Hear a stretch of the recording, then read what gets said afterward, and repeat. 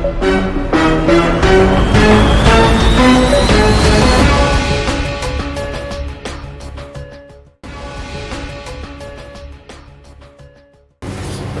वकील साहब इंडिया में बेदी साहब आपका बहुत बहुत स्वागत है। पहले भी मैंने आपका इंटरव्यू लिया था, उस इंटरव्यू के अंदर आपने बहुत अच्छा मैसेज मेंबर को दिया था। आज जब ये इलेक्शन कैंसिल हो चुका हुआ है, मैं जानना चाहूँगा कि आखिरकार आप एक ऑब्जर्वर रहे हैं इस इलेक्शन के अंदर, आपकी क्या रिएक्शन और क्या वजह मानते हैं इन सब चीज़ों के लिए? देखिए, ये इलेक्शन जो कैंसिल हुआ है बड़े दुर्भाग्यपूर्ण रहा। इसमें इलेक्शन कमीशन की कुछ कमियां जरूर रही, लेकिन कैंडिडेट भी उतने ही रिस्पॉन्सिबल रहे। उन्होंने भी इलेक्शन कमीशन को पूरा सहयोग नहीं दिया। अगर पूरा सहयोग देते तो ये इलेक्शन कैंसिल करने की नौबत नहीं आती। आपको क्या एक्सपेक्टेशन थी कैंडिडेट से जो उन्होंने पूरे नहीं किए? देखिए, ऐसा है कि इलेक्शन होने से एक दिन पहले एक कैंडिडेट्स की मीटिंग बुलाई गई थी, जिसको कि सारे कैंडिडेट्स को ये जगह के बारे में और ये सब के बारे में दिखाया गया था और सभी ने संतुष्टि जाहिर की थी कि हाँ, ये व्यवस्था बिल्कुल ठीक है। और जिस दिन इलेक्शन था उस दिन भी हमने कैंडिडेट से बहुत दरख्वास्त की कि हमें अपनी व्यवस्था को कामयाब करने के लिए थोड़ा सा आपका सहयोग चाहिए।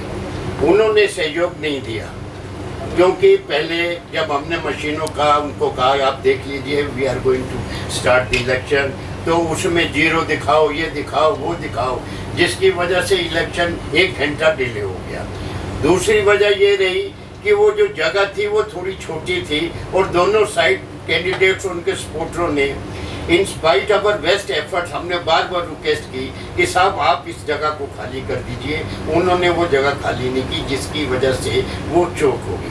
तीसरी वजह ये थी क्योंकि इलेक्शन काफ़ी दिनों बाद मशीनों से हो रहा था, हमारे कुछ सीनियर मेंबर, कुछ बुजुर्ग वकील साहब जो वोटर थे, उन्होंने आधा घंटा 20 मिनट तक मिनिमम एक बूथ पे लगाने लगे, जिससे कि पहले घंटे में मुश्किल से 50 या 55 वोट पड़े।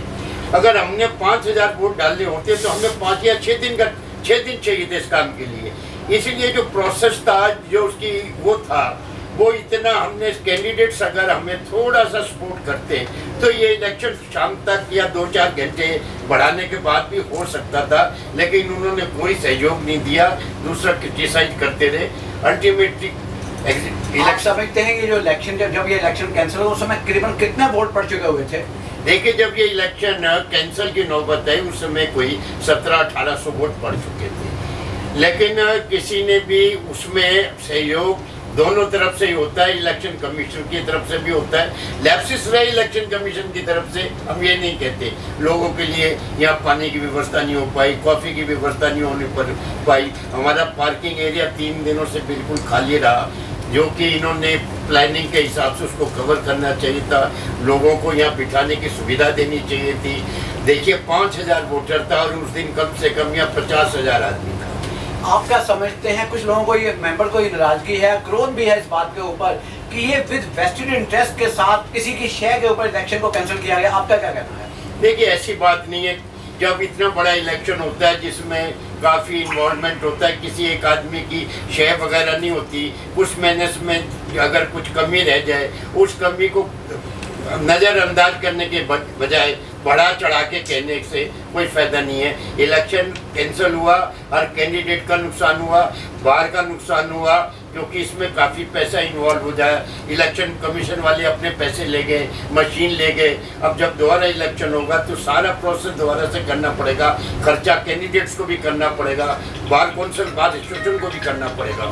आप मेंबर्स को, कैंडिडेट को क्या एश्योर करना चाहेंगे कि इलेक्शन कितनी जल्दी से जल्दी होने के चांसेस हैं? देखिए, ऐसा है, मैं अब कैंडिडेट से और इलेक्शन कमीशन से एक ही बात कहना चाहूँगा कि जब इस इलेक्शन को कराए तो सारे कैंडिडेट से एक अंडरटेकिंग ले।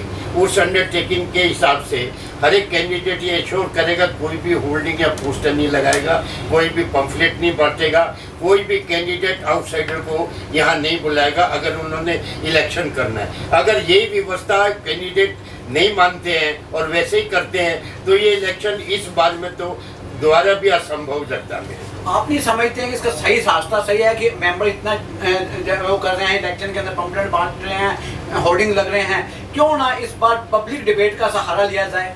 देखिए, पब्लिक डिबेट का तो अब समय इसलिए नहीं रहता क्योंकि अब तो सिर्फ हमारे सामने इलेक्शन कमीशन के पास एक ही सवाल है कि इसे जितनी जल्दी हम हो सके इस प्रोसेस को कंप्लीट कर दें, क्योंकि अगर हम उस पर लग गए कि पब्लिक डिबेट हो और ये डिबेट हो तो उससे प्रोसेस सारे ही रिव्यू करना पड़ेगा, वो तो पॉसिबल नहीं है इससे। कब तक कुछ चांसेस हैं इस इलेक्शन के दोबारा होने के? देखिए, मेरे हिसाब से अगर सब कुछ समूथ है, कैंडिडेट भी अगर सपोर्ट करते हैं तब भी सारी व्यवस्था करने में 15-20 दिन लग जाएंगे। सर, मैं आपका बहुत बहुत शुक्रगुजार हूँ कि आपने एक बहुत बढ़िया लोगों को मेंबर को मैसेज दिया है। बीइंग ऑब्जर्वर एक अच्छी ड्यूटी आपने निभाई है और ये मैं चाहूँगा, I am very thankful to you sir.